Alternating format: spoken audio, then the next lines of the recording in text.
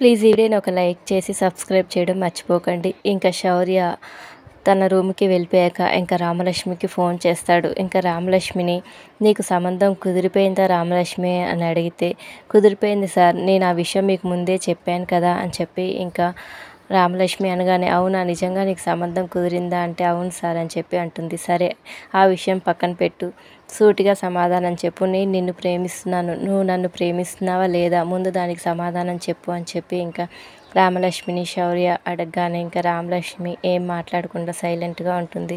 ఇంకా రఘురామ్ శివరామ్ ఇంకా ఇద్దరు కోపంగా ఇంటికి వస్తూ ఉంటారు. ఇంకా జానకి అక్కడ గుమ్మంలో కూర్చొని ఉంటుంది. ఇంకా వాళ్ళిద్దరు కోపంగా రావడం చూసి ఇంకా గబగబా జానకి రఘురామ్ దగ్గరికి వెళ్తుంది. రామలక్ష్మి ఎక్కడ ఉంది అని చెప్పి ఇంకా రఘురామ్ అడగగానే ఇంకా జానకి రామలక్ష్మి ఇంట్లో ఉంది అని అంటే ఇంకా కోపంగా రఘురామ్ రామలక్ష్మి అని అరుస్తూ ఇంట్లోకి వెళ్తాడు.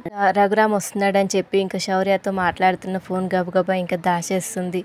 ఇంకా రఘురామ్ ఇంకా రామలక్ష్మితో, మీ కోచ్ సార్ నా దగ్గరికి వచ్చారు, నిన్ను ప్రేమిస్తున్నానని, నిన్ను పెళ్లి చేసుకుంటానని చెప్పి నన్ను అడిగాడు.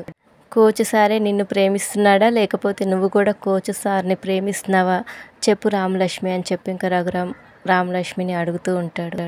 రామలక్ష్మి ఇంకా, లేదు నాన్న, నేను ఎవరిని ప్రేమించట్లేదు, నాకు అటువంటి ఉద్దేశం లేదు, నేను మీరు చెప్పిన అబ్బాయినే పెళ్లి చేసుకుంటాను నాన్న అని చెప్పి ఇంకా రామలక్ష్మి చెప్తుంది. ఈ మాటలన్నీ ఇంకా శౌర్య ఫోన్లో వింటూ ఉంటాడు.